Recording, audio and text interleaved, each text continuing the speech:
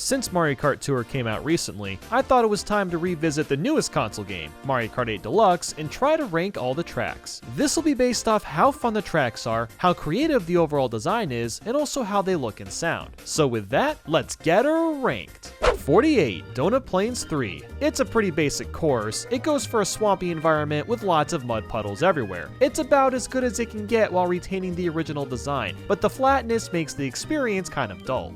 47, Mario Kart Stadium. You race in a beautiful stadium in the brooding night sky, and it's where anti-gravity is first introduced. The track itself is very simplistic, with one shortcut ramp around the middle, which is a good thing for starting off. But in comparison to the other tracks, this one's pretty forgettable.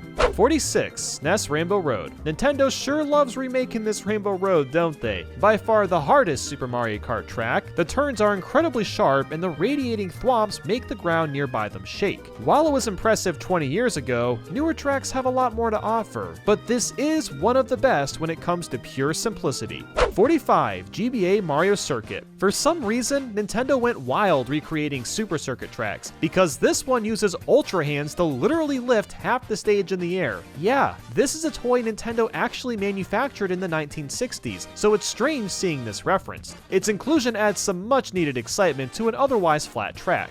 44, Ice Ice Outpost. As much as I love Mario Kart 8's DLC, this one never really grew on me. It takes the same idea as Rainbow Road by splitting the road in half, but instead the ground is icy. While fun can be had switching from the green or yellow path, the slipperiness pushes me away from playing this one.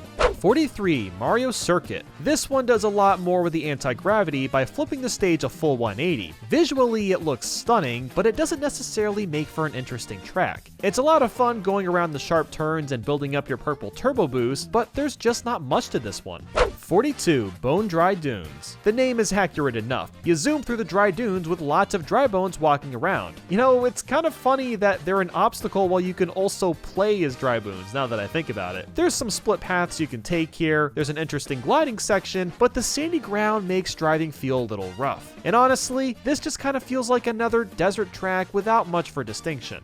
41, Baby Park. This is just a loop that you go around 7 times, but something about it is really charming. The music first off is absolutely slapping, there's thousands of things to look at around you, and taking the turns while in anti-gravity makes driving even more hectic than normal. And since the track is so short, you're constantly gonna have to worry about items, and it just makes the whole thing insane.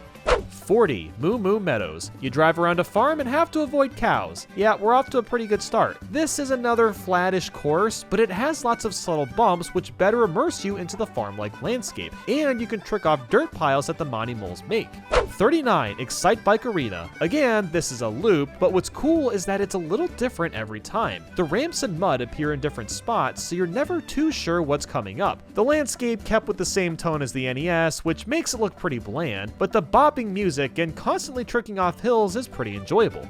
38, Neo Bowser City. This is a solid track with a good difficulty curve, seeing as the turns are really brisk. And even with the bikes, these turns can be pretty ridiculous in some areas. While there's tons of cool looking neon lights all over the place, the city has this dampish feel to it, and I really don't see how this is Bowser's City anyway, considering the landscape is raining and not lava. 37, Toad's Turnpike. In case you ever wanted to know what it's like to drive go-karts on a real-life highway, this track has a lot of cool elements like riding the walls or tricking off of surfboards, but the biggest issue here is the difficulty. You'd think these giant vehicles could easily run us over, but that's not the case since you can easily avoid them, and that makes the track feel slow at times.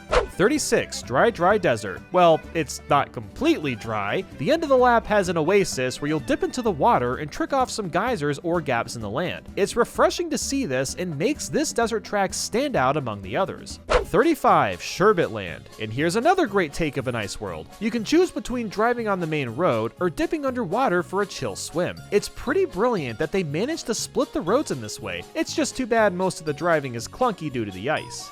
34, Cheese Land. It's nice to see such an underappreciated Super Circuit track brought back, simply because it's so bizarre. You drive on cheese and can even do tricks in the cheese holes on the ground. As cool as this one is, is something feels a bit off. I think all the holes in the ground makes the driving feel shakier than it should, if that makes any sense.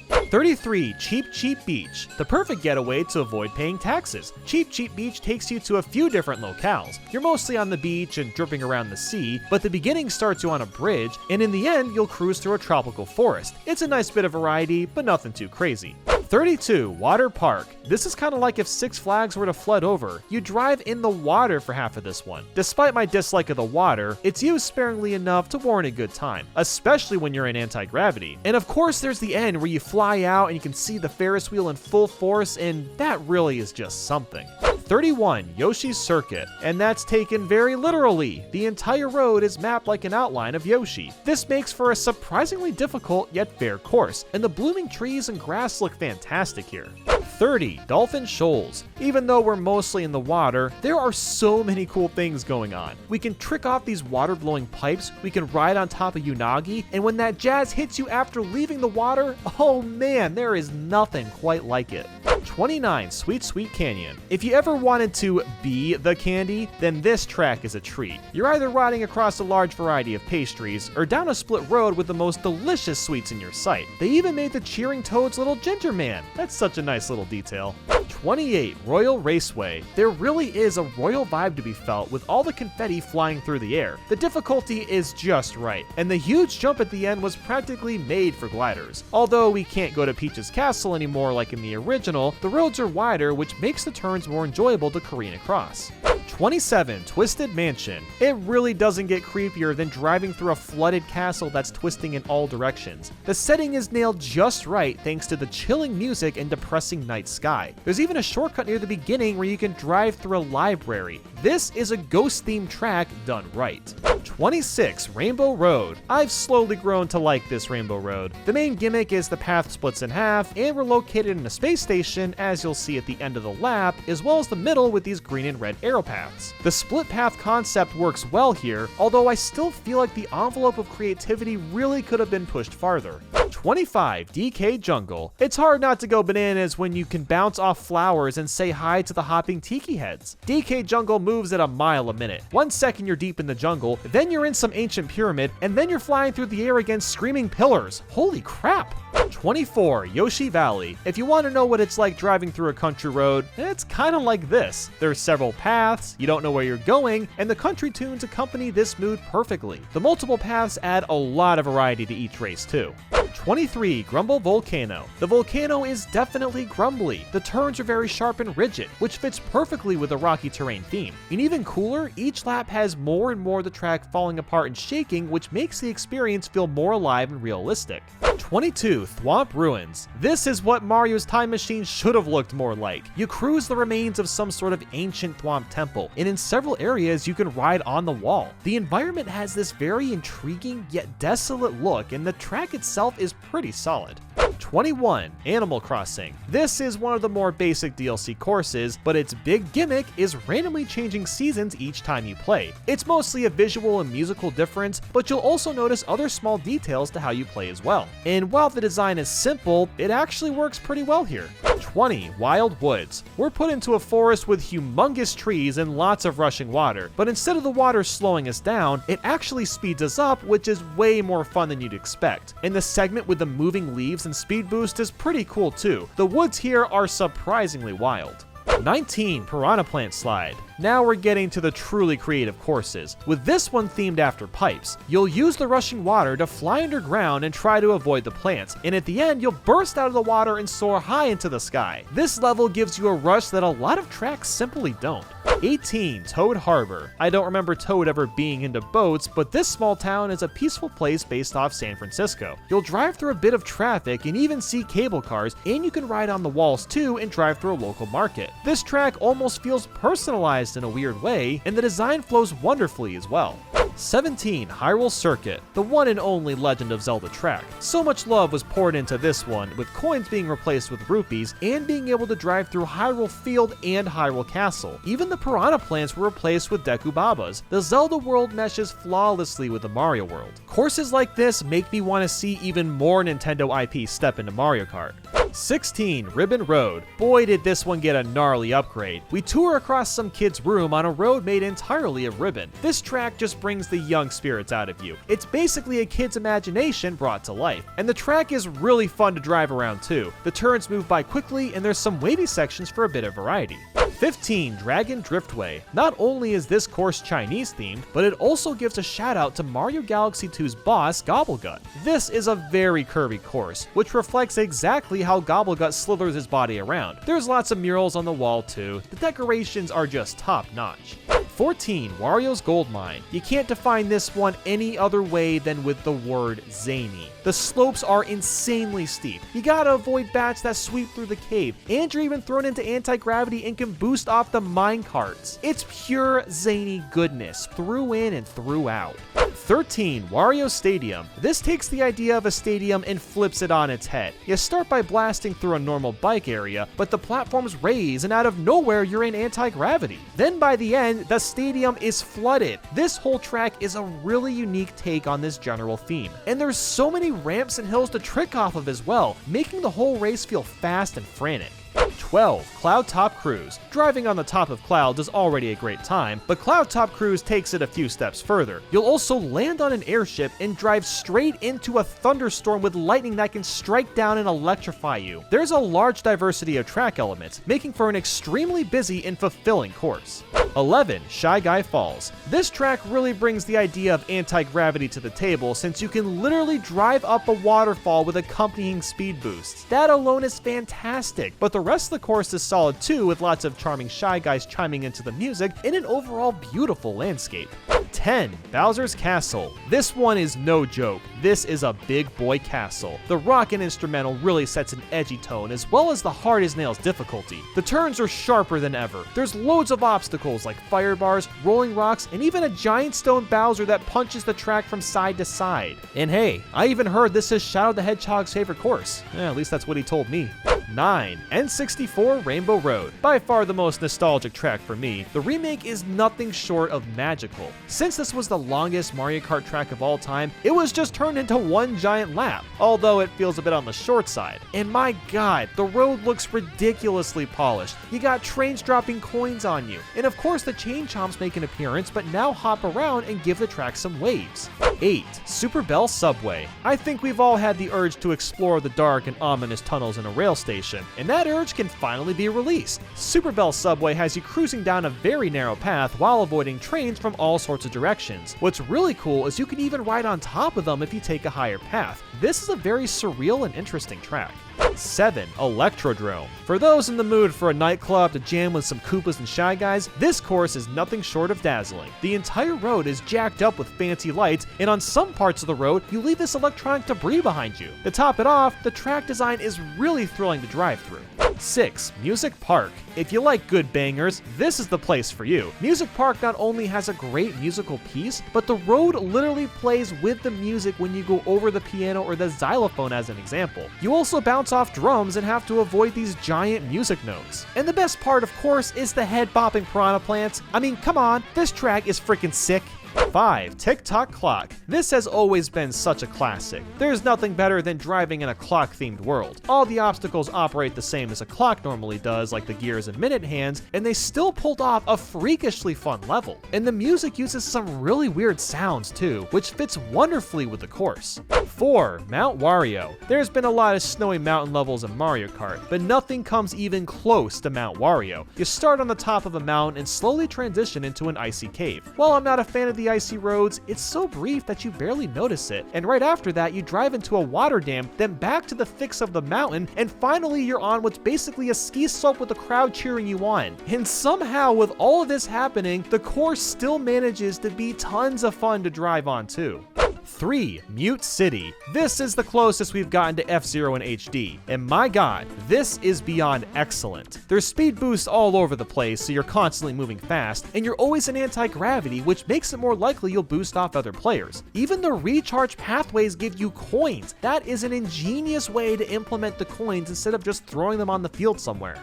2. Sunshine Airport. Personally, I don't really like airports due to expensive parking, long lines, and going through security, but this track somehow takes all the best aspects of an airport and makes something way more exciting than it deserves to be. In one lap, you go through an airport hallway, to boxes on conveyor belts, through an airplane, and flying on tilted ramps so you can watch airplanes take off. This is such a satisfying track to play through. And 1 is Big Blue. It's funny how an F-Zero themed track ended up at number 1. This is basically Mute City, but 10 times better. The music is still epic, and there's still loads of speed boosts and recharge pathways, but Big Blue has rushing water to make things faster, a much more varied and wonky designed track, and the whole thing is one huge lap. Quite frankly, this might be the best Mario Kart track of all time. I don't even know how they could top this. Now that all the Mario Kart 8 Deluxe DLC is out, I thought it'd be a good time to rank it all. This is mostly based on how much fun the tracks are, as well as any sort of changes they made that improved or worsened the experience. So with that, let's get her ranked. 48. 3DS Toad Circuit. When I first saw how bad this track looked, I was really concerned for all the DLC. Those feelings are gone now, obviously, but my god. The grass really is the laziest looking grass. Just look at Mario Kart 7's grass. Like, how does this look objectively nicer and it's 12 years older? I bet Nintendo intended to release all the DLC like this initially, until the backlash was so strong that the newer waves look as good as the vanilla tracks. And it's not even that Toad Circuit looks bland and generic, it's just a boring track to drive around. It can be fun when played in 200cc, but there's just not much going on besides a ramp that can lift you up on the second lap. 47. SNES Mario Circuit 3. I guess I'm not that surprised that we got at least one SNES track that replicates the original game, because we technically haven't gotten this style in Mario Kart 8, considering Donut Plains 3 looks drastically different from its counterpart, but it's still just Mario Circuit 3, another boring-ass track. The big difference is that the walls stick up compared to Super Mario Kart's, but they did this with Mario Circuit 3 and Mario Kart Wii, so it's no surprise they do that here too. The only reason it's higher than Toad Circuit is because the turns take a bit more effort, I guess. 46. GBA Sunset Wilds. By far the most disappointing remake to come out of the Booster Course Pack. Now, is it more interesting than the previous tracks mentioned? I mean, of course, I really like the aesthetic, and it's fairly fun to drive through. The Shy Guys jamming out on the road is really cute, and I love how you can hear them sing to the song when you drive by, just like with the other tracks in this game. But it really doesn't do much beyond that. The title of the track is Sunset Wilds, and while we do have a sunset, it never changes. In the original GBA version, each lap has the sunset go down over time, which is a really cool gimmick and really added to the flair of the track, but here, it stays the same throughout the duration of the race. Why is the track's main feature completely removed? Even Mario Kart Tour's version changes from sunset to nighttime. Why can't this version do the same?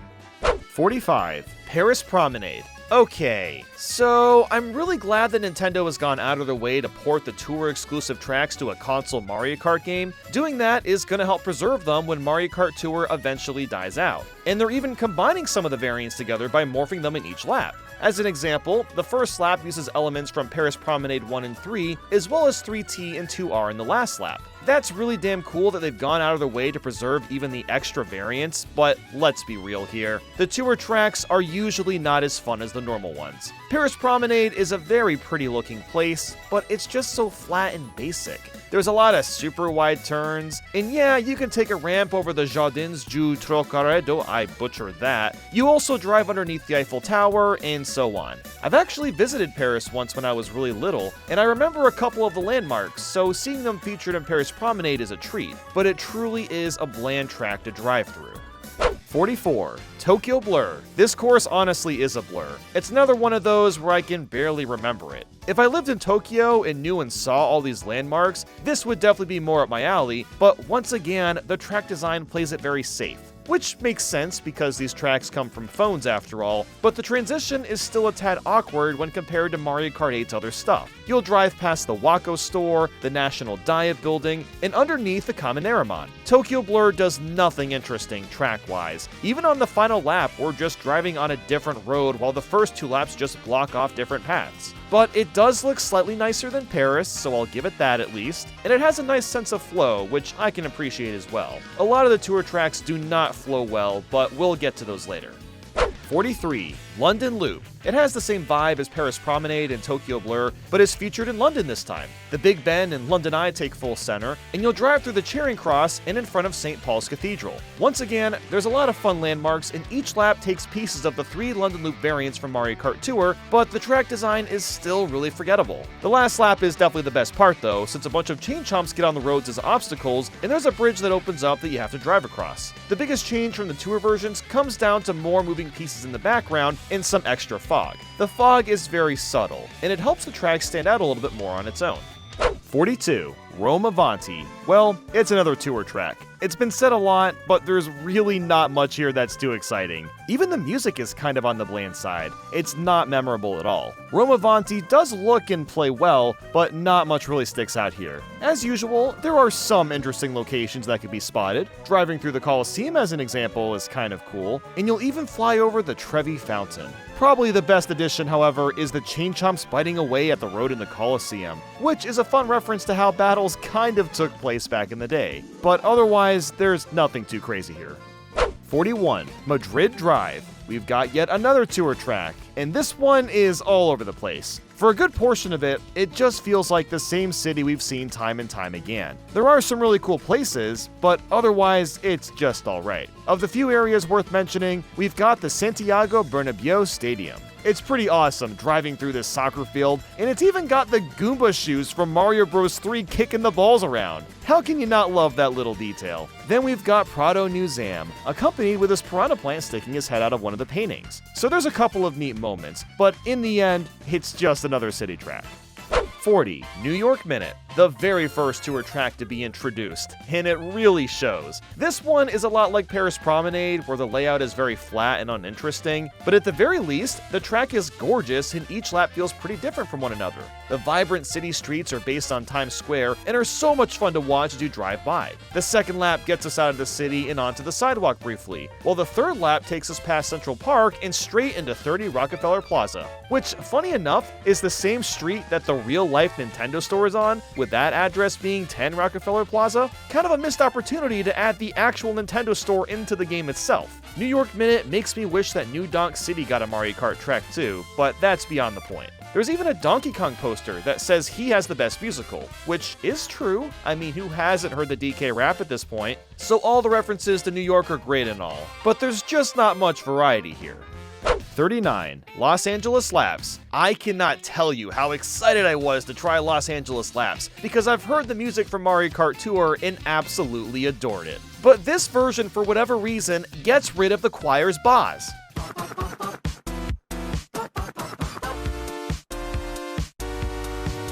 How could they do that? That's what made the song so charming and great. I don't know why that really irked me the wrong way, but it really dampened the experience overall. As for the track itself, it's okay. At the very least, the track design is a bit more varied than the other tour tracks already mentioned. I like that we're driving through the beach to start, and then slide right into the shops and even over Dodger Stadium. It does feel a lot like Los Angeles, at least at first, because later on you go through Inglewood Oil Field, which is a very bizarre piece of LA to reference. Yes, this was included in LA Laps 2 from Tour, but why not include something more iconic like Hollywood? How cool would it have been to drive down the Hollywood Mountain and replace all the letters with Nintendo or something? 38. DS Shroom Ridge. I'm still shocked that this track was remade at all. It was a fairly forgettable one in Mario Kart DS, but I always liked it. Driving around the cliff top was always a neat idea, so it's nice to see it have the spotlight again. But I can't deny that some of the textures are very plain looking, like with Toad Circuit. But it is a part of the first wave, so I kind of get why it's like that. I don't really care though, because of how fun and varied the track is. Having to drive around the cars is always a good time, and they even added this ramp in the grass, as well as a fan that blows wind over this turn. If this one looked maybe a bit better, I'd probably rank it higher, but I digress. 37. Berlin Byways. For starters, the music absolutely bangs for this one. I mean, my god, this and the tour version go so hard. Outside of how fantastic the music is, it's really the only part of Berlin Byways that I can remember. The track design is more involved than New York Minute and LA Laps at least, and there's a few more obstacles like the cars on the road that you have to be careful of, and things like that. We start next to the Berlin Cathedral, and you'll also spot the Brandenburg Gate in Berlin Zoo. The landmarks are once again on point, and it's nice to see that the track design gets more interesting with the entries added later on. 36. Vancouver Velocity. Finally, Canada gets some time in the spotlight, this track being fairly nice looking. We're once again driving through a town, but similar to New York Minute, the nighttime aesthetic is really striking, and it's got some interesting moments. You start off driving near the Vancouver Convention Center, followed up by the Olympics Cauldron, which looks really damn cool in this game and in real life. Then we quickly make our way to the Capilano Suspension Bridge, which is really fun to drift around, and after that, it's kind of hard to remember what else Vancouver Velocity includes. I like the part where you drive through the Rogers Arena with a bunch of Shy Guys ice skating, but otherwise it feels very similar in structure to New York Minute with a bit more variety. 35. Amsterdam Drift. I'm sorry for the barrage of tour tracks at the bottom of the list, but that's just how they compare when they're up against Nintendo's more unique and creative entries. This one takes place in the Netherlands. You begin in Damrak Street and drive past the Amsterdam Centraal Station and glide to the Zaanschans. You'll notice a lot of trams on the road too. In Europe, it's much more common to walk or take a train as a means of travel compared to Americans driving everywhere. I really like how there's sections where we dip into the harbor for a bit too. It's a nice change of pace, especially when it comes to these tour offerings. This one is on the same level as Berlin Byways, where it looks really nice and has a few outstanding moments, but it doesn't have the greatest flow. 34. Bangkok Rush. Within seconds, you're driving on top of a thin layer of water while tricking off of boats. Thailand sounds f***ing wild. This one has a really great start, considering I've never seen anything like it before. The track layout is also pretty varied, as you'll bounce atop the train night market Ratchada to driving up the stairs onto the BTS SkyTrain Railway. Having these extra pathways adds a lot of replay value to Bangkok Rush, since you have to figure out which paths are the fastest. For a tour track, it's not half bad. 33. DS Peach Gardens. While I'm very glad that Peach Gardens got a remake, I'm kind of disappointed with how they went about aspects of it. The biggest issue for me is the gardens themselves. They've been simplified in a couple of sections so that it's very easy to avoid the grass. The DS version wasn't necessarily difficult either, but you had to make more of an effort with your drifts to stay on the road. And that's just not a problem with this remake. I'm sure they did this because it's in Mario Kart Tour as well, but I definitely missed that aspect. Even the remake on Wii kept everything more faithful design-wise. Its one saving grace, though, is the final lap, where you play the entire course backwards. There's a sweet ramp that you'll take to fly over the main garden and get a nice look at everything you had to drive across previously. That's a really fun twist, but I don't know. Peach Gardens could have turned out a lot better. But at least it looks really nice, and the hedges are also a great touch. 32. GBA Sky Garden. This is now the third time it's been remade, and I'm honestly kind of conflicted. On one hand, Sky Garden is one of my favorite tracks from Super Circuit. I've always adored its aesthetic of driving on roads on top of clouds with massive vines hanging in the background. The DS version doesn't update it much outside of 3Difying the graphics, while Tour actually did a proper revamping but simplifies and removes one of the shortcuts. The Switch version takes most of its inspiration from the Tour remake, unsurprisingly, but it looks a lot better. The road is orange instead of gray, which is much more appealing, and a lot of the original jumps have mushroom trampolines you can trick off of. The shortcut that was removed, though, is, kind of brought back? It looks completely different now, but you can take this path with a mushroom for a big boost. My only real gripe with Sky Garden is that it feels very short. I don't know if it actually is, but it kind of just feels like it needs an extra 20 to 30 seconds of length. But this is still an incredibly fun one to play and retains the magic from the original Super Circuit version. 31. GameCube DK Mountain. It's super exciting to see one of Double Dash's best tracks return. But with that said, I felt really deflated after playing this one because they made it way too easy. Like, look at how flat the roads are. Remember how steep and curvy everything was on the original and even in the Wii version? What happened here? I understand that physics are different in all the games and changes needed to be made, but the sacrifices are simply too deep. It's still fun, don't get me wrong, but it kind of feels like its own thing now. I do like the remix music though, and adding the waviness to the bridge at the end was a nice inclusion. I just wish that the level design was more faithful to the original. It's also interesting to note how the Wii's ramps have now been formed into the literal rocks on the road, and I think this aspect works pretty well actually. 30. Wii Daisy Circuit. I know this track has its fans, but I've never found it to be super interesting. With that said, Wii Daisy Circuit is still a blast to drive through, and it still has that classic shortcut, and even updates it to be a gliding section. The roads also seem to be a lot brighter than before. The covers were very orange in the original track, while the oranginess has been removed a bit in the remake. You'll go from driving on a regular looking road to orange tiles, and I actually think having that difference was a smart choice, but otherwise, it's still classic Daisy Circuit. The buildings in the background are much more vibrant and colorful. They pop out a lot more, but also have that tour look to them. The texture quality is amazing in some areas, and not so much in others. It's a nice track to have included. A lot of people have wanted this one to return. 29. N64 Choco Mountain, one of the most nostalgic tracks for me. This one got a serious glow up compared to the original. It was also remade on the DS, but that one didn't add anything too significant. It's the tour version that introduces a new cave section with brimming crystals and a glide ramp. This new design is pulled into Mario Kart 8's variant, and I honestly really dig it. I think this is a perfect way to enhance that boring tunnel from the original, and the glide ramp spices things up a bit too. I also love how the music completely embraces the country tone. It works perfectly for Choco Mountain. This is a really enjoyable track, despite being on the basic side. 28. GBA Riverside Park. Once again, I am shocked that Riverside Park returned. I was kind of hoping it'd be Lakeside Park, but this one's perfectly fine too. Just looking at the original, and even the tour remake, this version did not f around. It looks so freaking gorgeous. Every texture is just brimming with detail. The new section where you drive into the cave accompanied by a bunch of bridges, and then driving through the waterfall feels amazing. The only issue with this track is that the layout is on the simpler side. It's got a lot of wide turns and not much else. But it looks so damn nice that I don't really mind at all.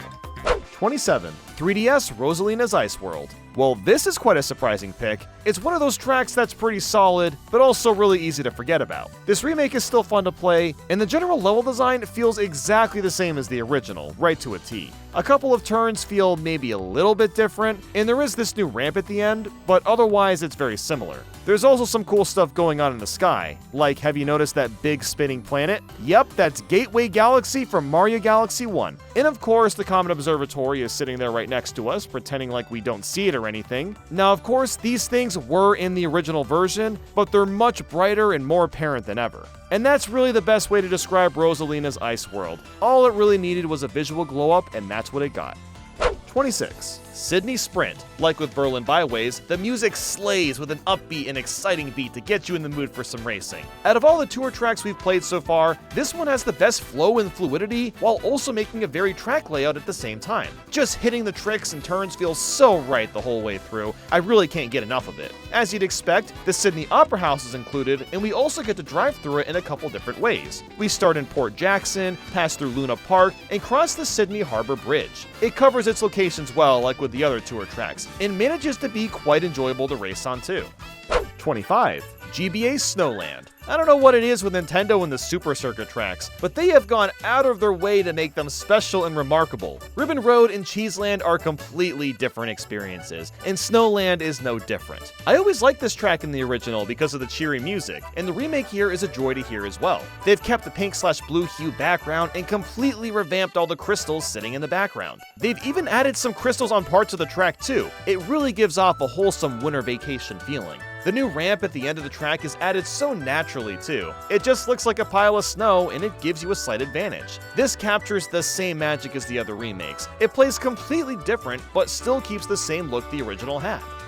24. GBA Boo Lake. Another track that I never thought Nintendo would touch again, but it was redone in tour beforehand, so it makes sense. The overhaul compared to the original is once again super impressive. It feels nothing like the original, which is awesome. The biggest inclusion is that the road dips into the water briefly and switches to anti-gravity. This comes completely out of nowhere and it really stands out. The original bridge shortcut has been replaced with a short grass one that requires a mushroom to go through smoothly, which is a big upgrade if you ask me. And the section at the end where you trick off multiple ramps in a row is super satisfying too. I can't believe how good this remake ended up being. This is based on the Mario Kart Tour remake as you'd expect, but honestly, it looks so much better in Mario Kart 8.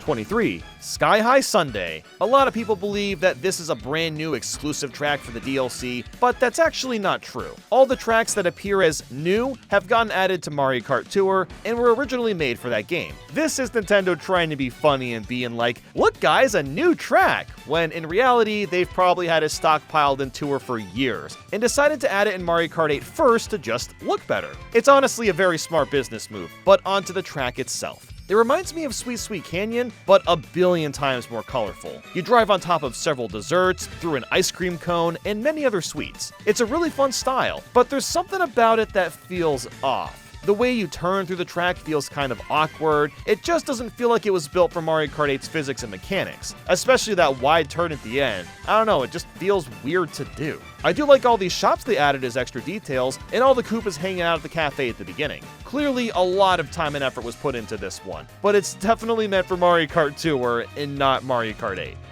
22. DS Mario Circuit. I'm not gonna lie, I was kind of annoyed seeing this track in the reveal trailer initially because it's just another Mario Circuit. We've already got Mario Circuit 3, a Mario Kart 8 Mario Circuit, and a GBA Mario Circuit. Did we really need another one? But I've gotta admit, now that I've played it, Nintendo has managed to vastly improve this one over the original and make it feel unique compared to all the other Mario circuits in this game. First things first, the Piranha Plant's fireballs are actually kind of dangerous this time. In the original, you don't even realize they're trying to hit you, but now you gotta pay attention to them. And after that, the road becomes a super thick forest, and on the final lap you get a surprise Wiggler running down the road. Just these few changes make DS Mario Circuit infinitely more interesting. The Tour version does the same thing too, but it doesn't quite capture the atmosphere in the same way. 21. Merry Mountain. A wonderful, Christmassy kind of track. It's on the more basic side, as most Mario Kart Tour tracks are, but you get a lot more out of it than the others we've already talked about. I'm a big fan of this railroad bridge you can take up top, and the transition between the village and mountain is really seamless. There's a good amount of variety in terms of track design, but it still feels a tad basic. You'll find a few really wide turns that could have been made into something more complex, but honestly, the vibe this track has doesn't make this much of an issue. That's how I feel about a lot of this DLC. The track layouts are simple, but the remakes are so solid that nobody cares all that much.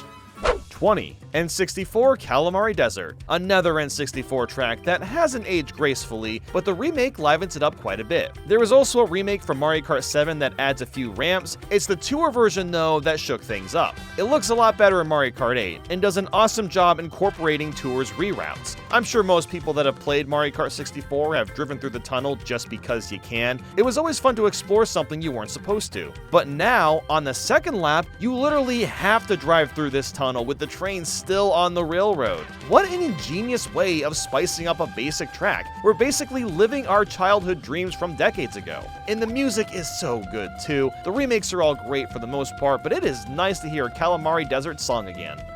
19. 3DS Rock Mountain. Compared to Mario Kart 7 and Tour, not much has really changed here, but it wasn't really needed since this is already a super solid course. You drive across and through a mountain, and the most notable part is the massive jump down to a forest filled with pipes. The graphics look decent, although once again it pulls a lot of assets from Mario Kart Tour's version and just goes with that. It's mostly all the rocks in the cave and trees that look very barren. I mean, look at how detailed and pretty the trees are in Mario Kart 7. But like with DS Shroom Ridge, it's still fun to play. The shortcuts are great as well. I really enjoy going for the air-blowing pipes at the beginning, seeing how high risk / high reward they are. 18.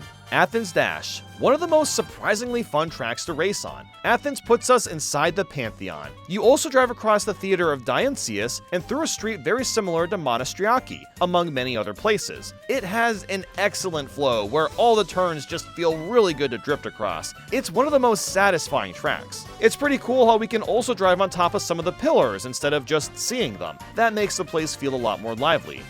17. Piranha Plant Cove. By far one of the most refreshing tracks from Tour. Piranha Plant Cove is filled with variety with its track layout and design. You'll go from driving through this huge temple, to running across flights of stairs and through the water. Unagi are swimming around the depths of everything. You explore a massive underwater cavern, and the temple pulls off this really grim and ancient look. But most importantly, this track has really great flow to it. There's so much to look at, and it's just fun to drive through everything. You wouldn't expect an underwater stage to be this enjoyable and unique, but something about this one just works so well. 16. Wii DK Summit. Not the biggest shocker that a fan favorite like DK Summit was added to. There's a lot I love about this remake, but the biggest thing I'm not a fan of is the barrel launch. In the original version, you really feel like you're getting blasted out of the cannon. The wind is flying across your face and you're going full speed until the top of the mountain. With this in the tour version, you kinda just get a little boost and just glide to the top. It just doesn't feel as satisfying, but that's really the only drawback I have. Everything else has been faithfully redone, and they even include the half-pipe ramps. The thick piles of snow are still here, the bumpy snow hills can be tricked off in succession, the Shy Guys are still snowboarding, and I like how much nicer the wood looks at the beginning/end of the track. It's still a great time even after all these years. 15. Wii Moonview Highway. Oh my god, I was stoked to see this return. And for the most part, it lives up to what you'd expect. For starters, the music goes so hard and I can't get enough of it. The remix is simply perfect, and even changes to a calmer piano-ish rendition after passing the toll gate. And I also love how this whole place looks too. I don't know what it is about the nighttime tracks, but they've pulled them off so nicely in Mario Kart 8. All the details on the road and buildings are just brimming with vibrance. And also the bomb cars are back, that's pretty cool to see again. But my one major complaint with this one is the cars themselves. If you recall from the original game, they are flying down the road and can often be hard to predict their patterns. In this game, they're going slowish and are too easy to predict. I guess that's kind of an issue though with Toad's Turnpike and Shroom Ridge as well. Those cars move pretty slowly, so they barely count as challenging obstacles. So that does make this one a bit disappointing, but the spirit of Moonview Highway is still here in all of its glory. 14. GCN Daisy Cruiser. This is another track that I'm not surprised to see return, and it's still a blast. The concept of driving on a cruise ship is fantastic, and the extra details make this track even better. For starters, they went with the Mario Kart 7 version where you can pick between the right and left side of the ship at the beginning, and of course you can drive into the pool, which now accompanies some Goombas and rafts. But once you get downstairs into the dining hall, the tables are no longer empty. A bunch of Toads and Koopas are sitting down getting ready to eat lunch, and oh my god, I love it. While I do think this track is a bit on the basic side comparing it to everything else, it still holds up surprisingly well. This section under the ship is the same as Mario Kart 7 as well, being underwater with some Clampies chilling down there. The changes made were overall for the better compared to other retro tracks. They mostly enhanced Daisy's cruise. 13. Wii Koopa Cape, one of the most iconic Mario Kart Wii tracks. It's been really interesting to see it evolve over the years. This version is really great as you'd expect, but I don't think I like it as much as the older ones, especially the tube section. In the original, these electric wheels rotated that threatened to shrink you if touched, so you had to avoid them while also staying in the water stream for extra speed. That was awesome. And then the Mario Kart 7 variant took that out completely and added Cheep Cheeps as an obstacle. Okay, that's weird. But then Tour does the same thing and it adds a half pipe, and this newest version has no Cheep Cheeps at all with anti-gravity. While the half pipe does feel really natural to use, removing all the challenge from the original is kind of a backwards idea. But outside of this one segment of the stage, everything else is fantastic. The remix music sounds awesome, and it changes a lot as you play. It gets more frantic in the rushing water with the fiddle, and then soothes a little bit in the tube area. I really appreciate the extra details. The general flow of Koopa Cape is still really fun. There's tons of dynamic areas you drive across. It's overall great stuff. I just don't know why the tube section has been simplified so much. 12. Wii Mushroom Gorge, another track that's been remade a few times. The original Wii one is still unique and fun to play, with all the mushrooms bouncing and whatnot. People love this one so much because of the physics. Just by subtly turning and tricking, you can alter the direction of your bounce, which adds a deep layer of strategy. This is basically removed in the rest of the versions, but I get why that's the case. Mario Kart 7's remake is relatively similar, but it adds a blue mushroom which opens up your glider. And you know what? Why can't there be a button where you can just open your glider at any time? Just some food for thought. The tour version really changes up the cave section by lining up all the mushrooms, and that really defeats the original purpose of forcing you to aim where to go. But for the mobile version, I guess it's an okay alternative. For Mario Kart 8, they basically kept the same layout but added even more mushrooms. So pretty much all sense of challenge in this section is gone. But even still, it's a really solid track, and it looks incredible with the updated textures. 11. SNES Bowser Castle 3, good lord, what a glow up this one got. This track feels nothing like the original, and I'm 100% okay with that because it's from the SNES. This is somehow the only Bowser's Castle remake we got in the entirety of Mario Kart 8, and I'm kinda glad this one turned out so phenomenally. Like with the original, there's plenty of different routes you can take, which makes each race feel invigorating. There's so much depth here, and being surrounded by all these massive waterfalls of lava really brings the SNES version to life too. You can even trick off the thwomp at the end, and the Hard Rock remix fits in perfectly. This track just has amazing flow. Everything feels so buttery and smooth. It's weird to say I'm happy a SNES track was remade, but I really am. 10. Singapore Speedway. Oh my lord, Nintendo went wild with this tour track. It's kind of crazy just how different it feels compared to the other ones. There's actual depth going on. You start off in beautiful Singapore, in between St. Andrew's Cathedral and Merlion Park. Then you're thrown into the air towards the Marina Bay Sands. I mean, just this one section is incredible. The city skylights are gorgeous and streaming through the water is so cool. The glide ramps have a lot of boost rings in the air that you can glide through while we fly over the float. I've never actually seen a soccer field that just floats in the water. Just playing these tracks makes you want to visit them all in real life. And each lap just throws new things at you constantly. The simple inclusion of the ring boost make gliding so much better since you're rewarded for clearing the rings. What a fun track this one is. There's very few dull moments in this one. 9. Ninja Hideaway. This straight up doesn't feel like a Mario Kart Tour track. I'm so impressed with how much this one outshines all the others. You're driving in a Japanese dojo, and for a majority of the race, you're on top of the rooftops. Just that one factor alone makes it an incredible Mario Kart track. I mean, how much more satisfying can it get? We haven't even talked about the inside of the dojo. It looks fantastic, and is filled to the brim with Japanese artifacts and design. And there are so many different routes you can take. That's what really makes this one stand out so much. I kid you not, you can complete one lap with like 8 different combinations of routes. And then you've got that takeoff ramp where bamboo sticks blast up air, which gives you a chance to get into the upskirts of the roof. What an awesome track. I mean, it's gotta be like top 20 or top 30 of all time. 8. GCN Waluigi Stadium. By far the most fascinating remake. It's kind of insane how each remake feels so drastically different from one another. The original version relies heavily on the game's floatier physics, so you really feel the jumps you get off boosts. Then Mario Kart Wii threw in half pipes, which is an interesting but kind of pointless upgrade. And now, Mario Kart 8's version also has the half pipes, but they actually do something with it. Once you get past the piranha plants, which are also in wonky ass spots now, you can use the half pipes to get on top of the new girder roads. It's very bizarre, but it gives you a reason to use the half pipes, which is awesome. Even at the end, you can glide instead of just jumping, which might be the faster way to go, although I don't know for sure. Either way, it's great to have Waluigi Stadium in Mario Kart 8, and I'm very happy with how well it turned out.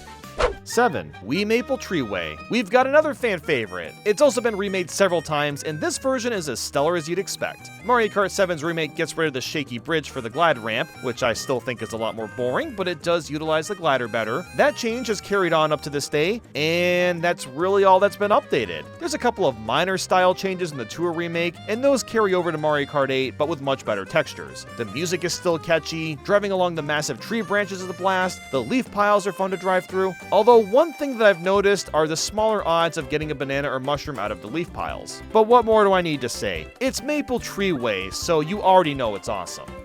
6. Wii Coconut Mall. Nobody's surprised that Coconut Mall is this high up on the list. It's one of the most famous Mario Kart tracks of all time, outside of like Waluigi Pinball and Rainbow Road. You drive through a frickin' mall. It's one of the greatest locations Nintendo has ever made when it comes to their Mario Kart stuff. It's been remade in Mario Kart 7 and Tour, of course, and honestly, the differences are pretty minimal outside of the graphics. The only outstanding change in Mario Kart 8 is the cars at the end. At first, they didn't move at all and just kinda sat there, so Nintendo decided to update this track and make them spin around the road. I never in a million years would have expected Nintendo to actually update an element of a track that they already released. And it was a good change too. The end of the lap is challenging again. A lot of people would probably rank this at number 1, but I have a few more in mind.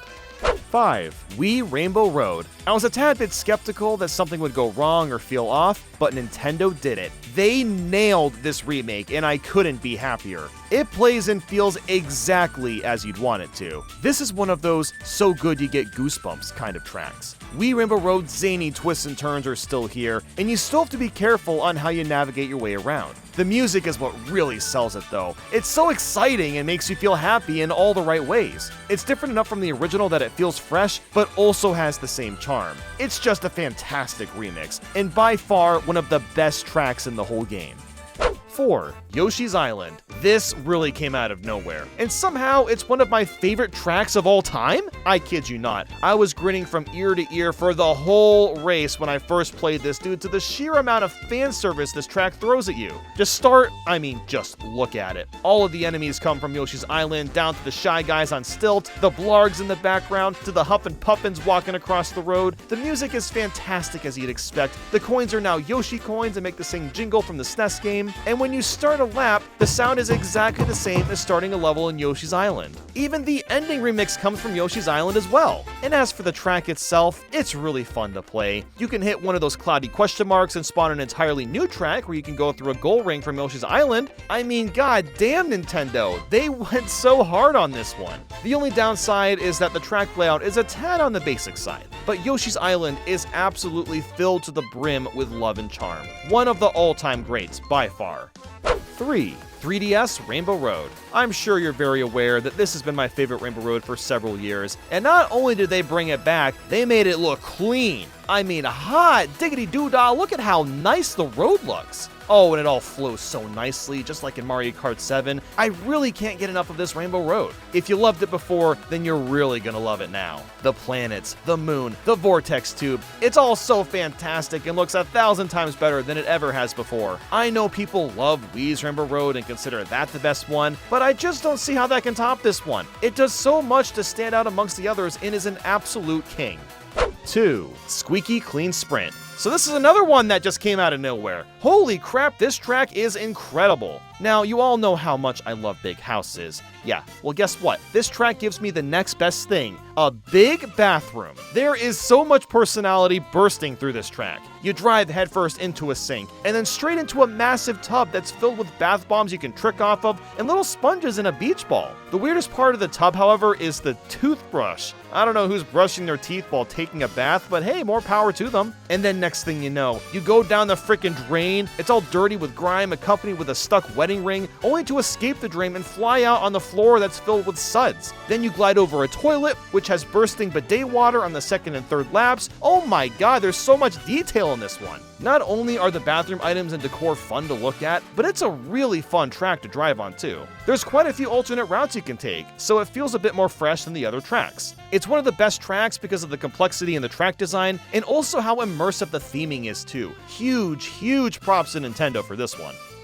1. DS Waluigi Pinball. Wow, I can't believe Waluigi Pinball's number 1. What a shocking revelation. But really, what else can it be? It's pinball-y goodness with the custom item roulette sound effects and the perfectly flowing track layout makes this an S++ track. The remake in Mario Kart 7 and in Tour have barely any changes at all and are also fun to play. This one really turns the vibrance up and makes everything look as slick as possible. The only notable change is the glider ramp, but that's been around since Mario Kart 7's remake. We all know that this is the best track of all time. Enough said. I'd consider myself a decent Mario Kart player, so I want to see if I can beat 2 games at the same time. I've synced up Mario Kart Wii and Mario Kart 8 Deluxe, and the goal is to get 2 gold medals in any of the Grand Prix. I'm picking these 2 because the engines are somewhat similar, and from the technical side, I couldn't get Mario Kart 7 and 8 to work, but I won't go into details why. Let's just say it was a headache and a half. I'll be attempting this on 150cc with both games, and frankly, I have no idea how hard this is going to be, but I imagine it's going to be stupidly difficult.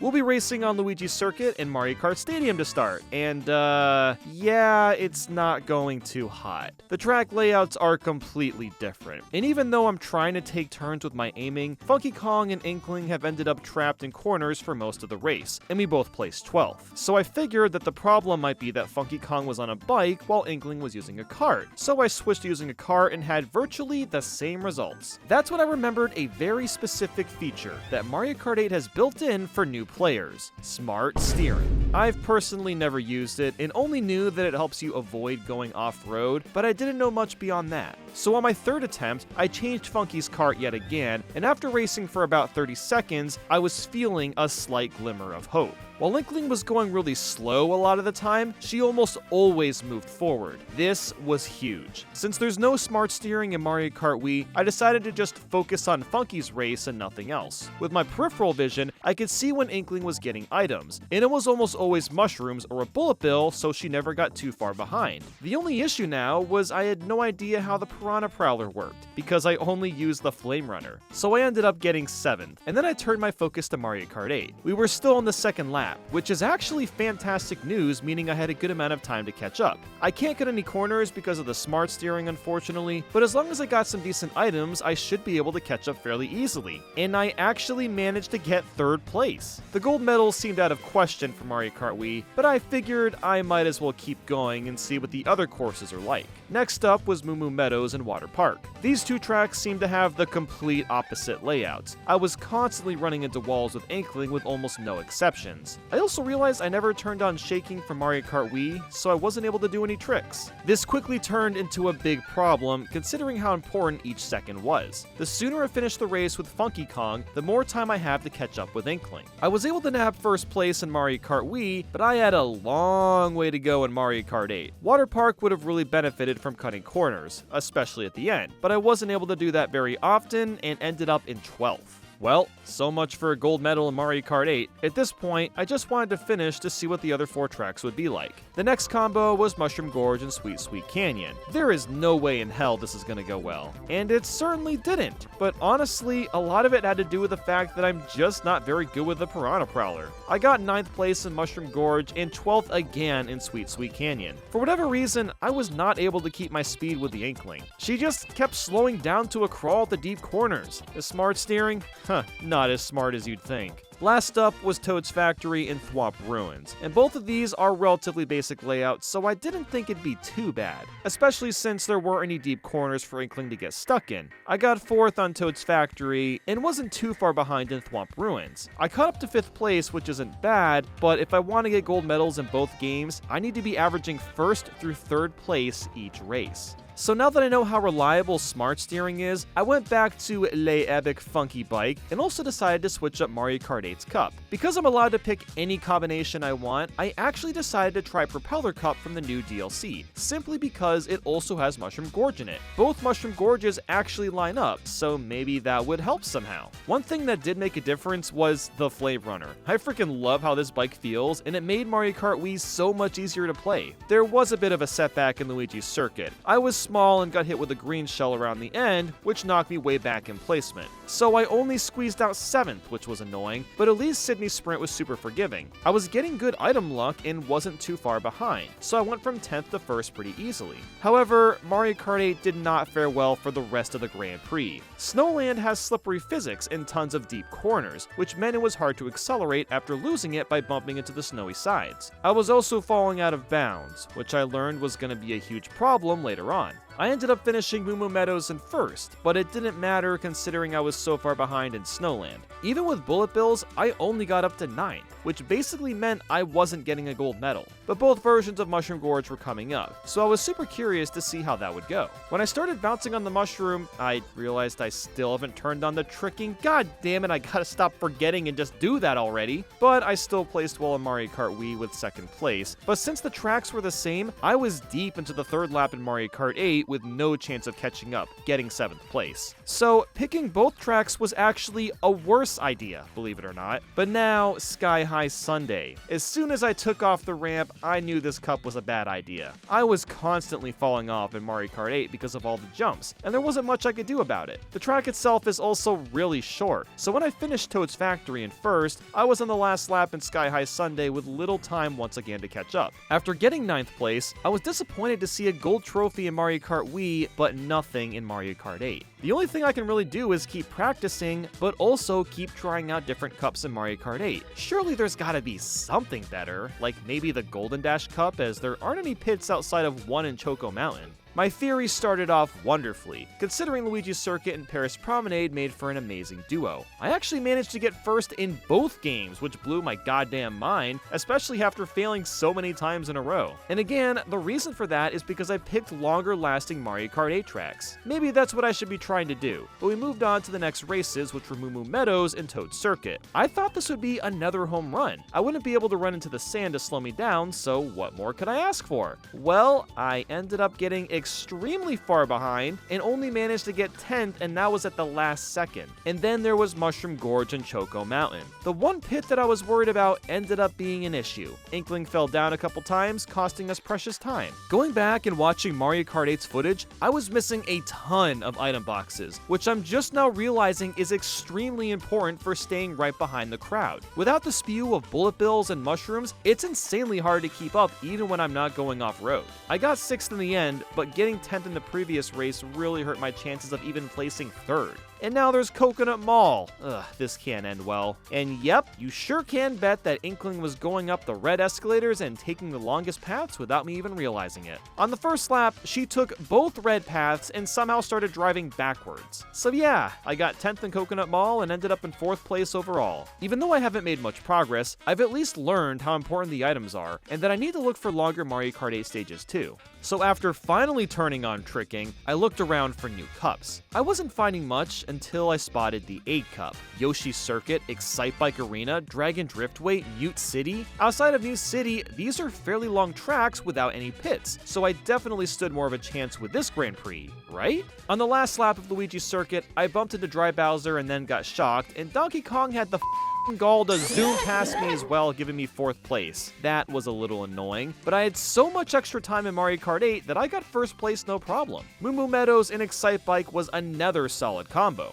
The worst that would happen is I run into the mud, and that's really about all that would slow me down. I got 1st place in both races and was really feeling good about this run. On the next race, I freaking fell off the mushrooms and spent the rest of the race trying to catch up. I somehow scraped 3rd in Mushroom Gorge, and I grabbed 3rd on Dragon Driftway. This was still looking really promising. All I needed to hope for was that I wouldn't get too far ahead in Mute City, and I'd likely get 2 gold medals. I got 1st place in Toad's Factory, and just needed to catch up in Mute City. As I expected, we were already on the last lap, so I was gonna need a couple decent item grabs. And I got the Bullet Bill and blasted my way to the end. Finishing off with stars, I somehow managed to get 1st at the last second. We did it!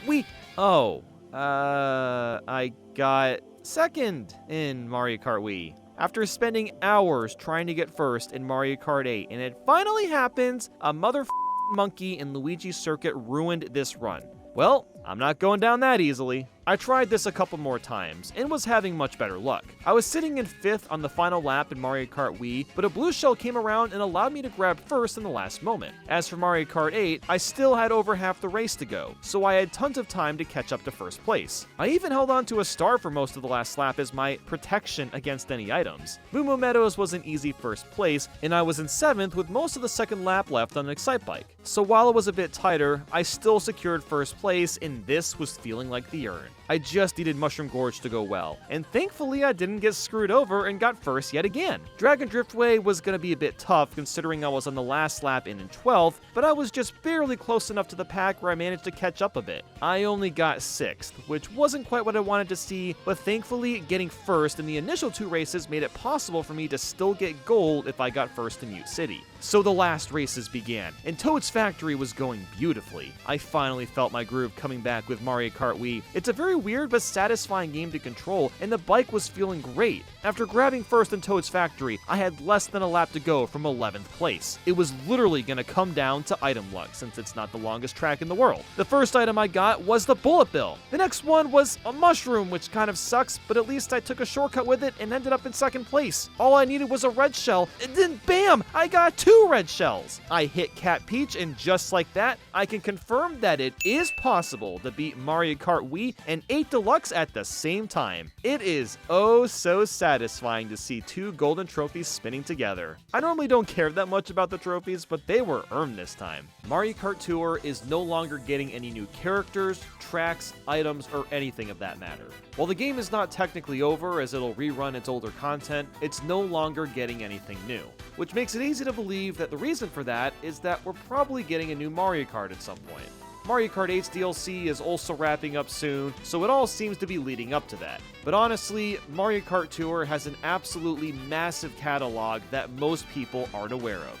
So let's go through everything that was added to the game, because it's really fascinating. The big question to most of us is how many tracks were added? If you count all the variants as individual tracks, then the grand total is 541. That is bonkers. Even for a mobile game, that's incredibly impressive. But let's really dive into what these tracks are, because there's a lot of interesting details that are hard to find. For starters, we've got all the city tracks. There's 44 different courses, but if you count all the variations, there's technically 176. In case you don't know, most tracks have 4 different versions. There's the normal version, a reverse version where you drive the opposite direction, a trick version that adds lots of ramps, and a reverse trick version where you'll drive the opposite way with ramps as well. So I'd say in general, they really hit a lot of the major cities. And we've already seen a lot of them in Mario Kart 8 Deluxe, like New York City, Tokyo, Paris, London, and the like. As time passed, the tracks themselves tended to get a bit more interesting, because at first, a lot of these places just look like regular city tracks if you don't recognize the landmarks. But then you've got bangers like Vancouver Velocity and Sydney Sprint that incorporate a lot of their famous landmarks into the tracks themselves to really make them stand out. It's surprising and also infuriating how much effort was put into this mobile game, and I think you'll understand my frustration by the end of this video. But moving on, Nintendo did something most of us didn't expect, and that's creating brand new courses that aren't city related. In fact, there's 9 of them, or 36 if you include the variants. All of these are actually really great tracks. In fact, I almost wonder if Nintendo originally intended these to be brand new for a future Mario Kart title. I mean, Yoshi's Island and Squeaky Clean Sprint alone are just incredible. They're filled to the brim with personality, interesting level design, catchy music. It's just got everything that a modern Mario Kart track has to offer. But next we have the remix courses, which takes 10 tracks and focuses on a particular obstacle. As an example, Choco Island 1 has a lot of ramps, Rainbow Road 1 has star rings, and so on. With there being 10 remix courses, that gives us 40 different variants, and almost all of them are SNES tracks. The only outlier being Bowser's Castle 1, which comes from Super Circuit, so it's kind of hard to even tell it's from a different game. While I think these are decent inclusions, the tracks themselves are still very similar to their normal remakes in the game, so it's kind of hard to remember them compared to the remakes, which, speaking of, let's get to those.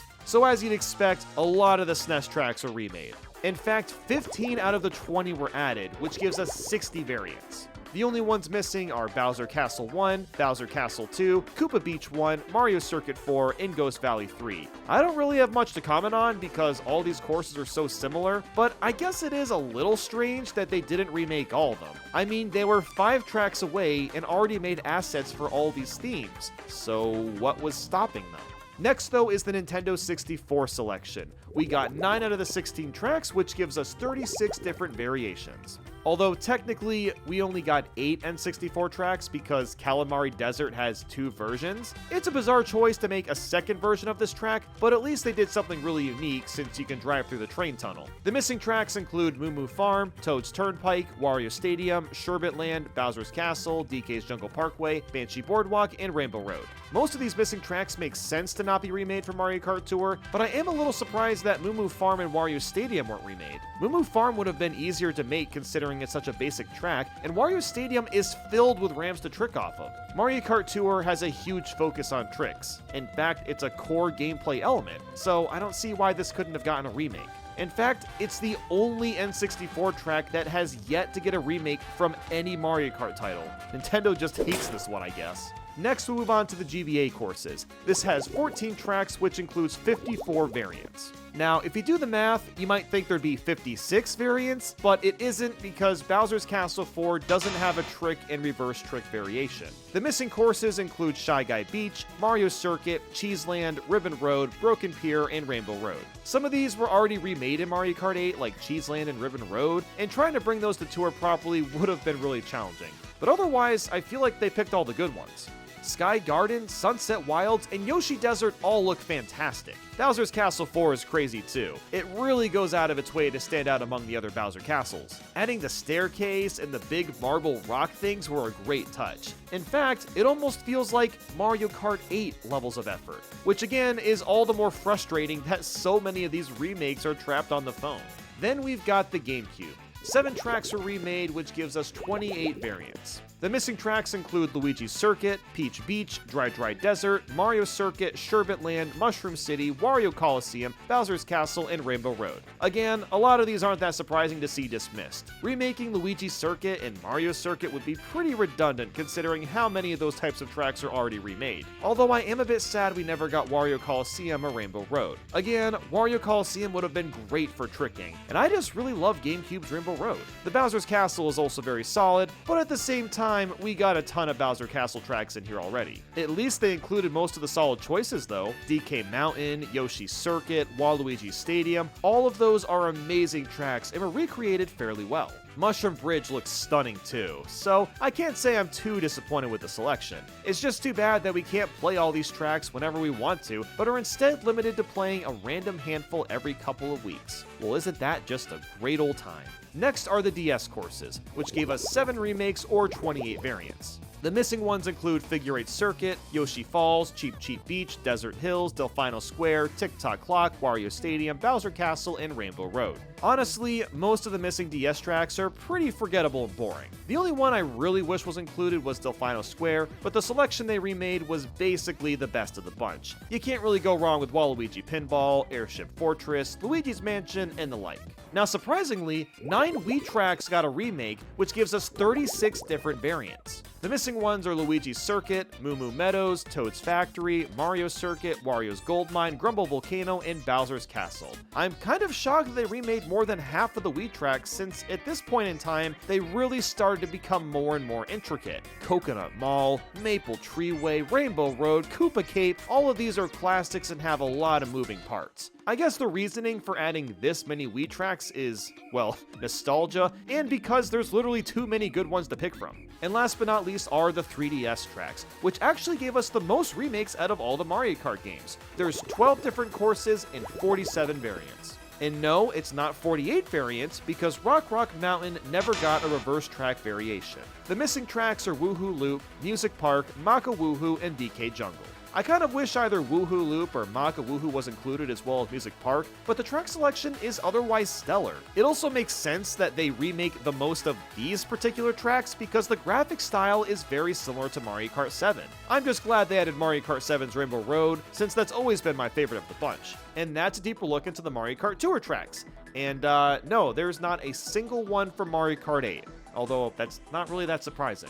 Mario Kart 8 obviously looks way better graphically, and most of the tracks have the anti-gravity gimmick, which isn't in Mario Kart Tour. Although, I guess if they really wanted, they could have added a couple basic ones like Mario Kart Stadium or Bone Dry Dunes perhaps. Either way, it's impressive how many courses were made.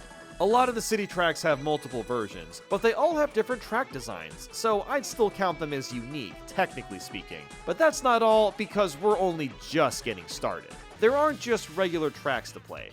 As you'd expect, there's a small selection of battle courses, which only makes sense since every Mario Kart game has had that mode as well. However, for Mario Kart Tour, only 5 battle courses were added. We got 2 new ones, New York Minute B and Paris Promenade B, as well as 3 retros, which are GBA Battle Course 1, GCN Cookie Land, and DS Twilight House. The new tracks are just okay. New York Minute B and Paris Promenade B remind me a little bit of the original Mario Kart 8 battle tracks where you just drive around the whole track and never see anybody, although at least with these, the tracks themselves are more restricted. Something interesting to point out though is that the battle mode doesn't always end at the time limit. Unfortunately, it is still included, but if you take out all the racers before the time is up, then the battle just ends right there. I really hope that the next Mario Kart game gives us some sort of toggle to turn on and off the time limit because I've never been a fan of it.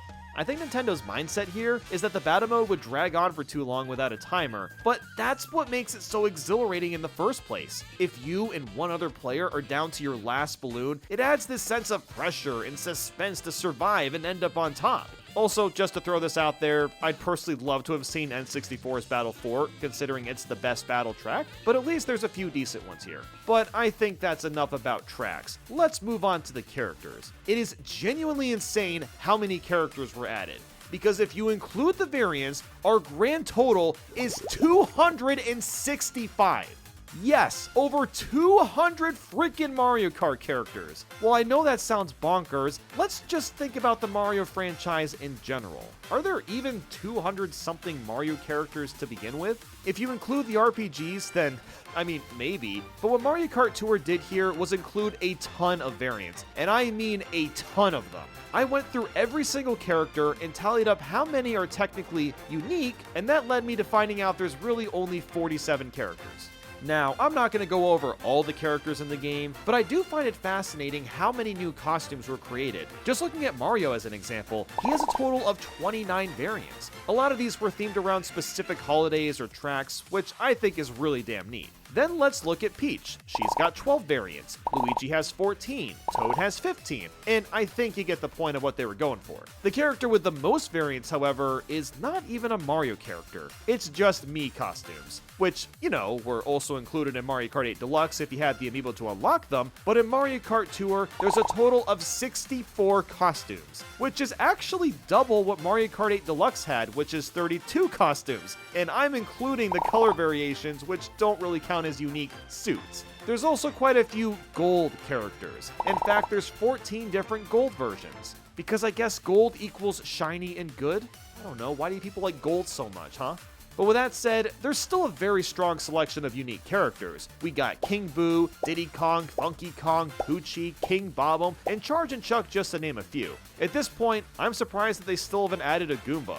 Like, you might as well. I'm really curious if Nintendo is going to end up adding all these variations in the next Mario Kart, because that is a lot of characters. It'd be really awesome if they did do this, and considering they've created all these models and could just port them over with nicer textures and animations, why not, right? Just think about how incredible it'd be to start the roster off with the 8 original characters, and then you constantly unlock new ones as you play, so similar to Smash Bros. Ultimate. But characters are not the only highlight worth bringing up. We actually have quite a few items that are brand new. In fact, 11 of them have never been seen before. These include the Double Bob-ombs, Ice Flower, Bubble, Banana Barrels, Mushroom Cannon, Coin Box, Dash Ring, Bob-omb Cannon, Giga Bob-omb, Super Bell, and Capsule. Some of these items are just variations of what we've already seen before, while some of them are completely unique. I could see a large majority of these returning to the new Mario Kart, especially the Coin Box and Dash Ring. Those would fit in perfectly with a normal Mario Kart title, and same with the Ice Flower and Bubble. Some of the weird ones though, like the Mushroom Cannon and Banana Barrels, could also make a return, but they feel like they mostly just belong to Mario Kart Tour, and that's it. It's also worth mentioning that the hammer is technically not a new item, as it's been included in every Mario Kart arcade game, although they do technically function differently, so it's kind of a bit of both. This leads us to having 38 items in total, which is the most out of every Mario Kart game. And not only that, but you can actually upgrade your items to be slightly better over time. For a few examples for how this was done, the Banana Barrel upgrade adds a chance of firing a giant banana, the Lucky 7 is more likely to show up, the Dash Ring adds extra rings in front of you, and so on. I absolutely love this mechanic, but I hate that it's stuck on a phone game that forces you to painfully grind this out. And all the characters have special items too, which was also a great thing to bring back from Double Dash. All of this is just more features that I hope are brought to the next Mario Kart. It'd be awesome to be able to upgrade your items even for just a little bit for online play. It's also worth mentioning what the Super Bell and Capsule are, since they have fairly interesting functions. The Super Bell rings a few times, knocking away players near you. So it's kind of like the Super Horn, but I guess a bit more useful. And then the Capsule is very similar to shells, except that when thrown, they bounce towards other players like it's a fireball. But then we have the carts and gliders, and my god did they go hard on these too. There's a total of 319 carts and 225 gliders. Now keep in mind, there are a lot of duplicates just like with the drivers, but not as many as you'd expect. In fact, quite a lot of the carts are pulled from previous Mario Kart titles. This even includes Mario Kart 8, which is kind of funny considering there wasn't a single Mario Kart track in Tour. There's 1 cart from Super Mario Kart, 11 from Double Dash, 9 from DS, 7 from Wii, 11 from 3DS, and 14 from Mario Kart 8. So that leaves us with 266 unique carts made for Tour. Well, kind of. A handful of these are just reskins from previous Mario Kart titles, or they're brand new carts made for Tour. While every cart technically has its own distinct stats, visually a lot of them have the same build. Turbo Yoshi originated from Double Dash and has 9 variations with all different colors. There's 39 gold versions of carts, 8 versions of the Dasher Mark II, and so on. A lot of these carts only have 3 or 4 different versions, so there's actually quite a lot of variety. I do want to highlight a few of the more interesting designs, like the Jet Cruiser as an example. It's literally just a cruiser shrunk down into a cart size, and it looks so goofy. Fast Frank is just a big ol' hot dog, Jumbo Jetter is a chunk of an airplane, Kamek Zoom Broom is his broom, and you get the point. The gliders, on the other hand, don't pull from the older titles as much, and mostly because, well, they can't. Since they've only existed since Mario Kart 7, there's only 2 games to pick from. Mario Kart Tour added 6 gliders from Mario Kart 7 and 4 from Mario Kart 8, which leaves us with 215 new ones. And the selection here is slightly more unique than the carts. Now, of course, there are lots of variations as you'd expect. There's 29 gold gliders, 12 Hanafuda, and once again, a lot of the gliders have 3 or 4 different versions. Some of my favorites, though, have to be the mustaches. I mean, come on, a Mario mustache as the glider? That's so stupid that I can't help but love it. Then you've got the hat balloons, which in a weird way are kind of foreshadowing Super Mario Bros. Wonder, and that's because there's a badge where you can float with your hat, and this is kind of the same idea. Then you've also got Yoshi's Cookies. It's a bunch of tiles from the NES game, and it's very cute. There's also this Flyberry book, which is literally just a book. You know what? Maybe it's the Book Squirm book from Mario Party 4, but I'm not going to hold my theory on that one. Let's see, we've also got a pretzel, a panini, some candles, a pile of leaves, a Super Mario Kart themed glider, and so many more beyond that. So as you can see, a ridiculous amount of content was added to Mario Kart Tour. And it's a real shame that it's impossible to access most of this stuff without playing the game religiously for 4 years, or without spending money to get the rare characters /cart/gliders.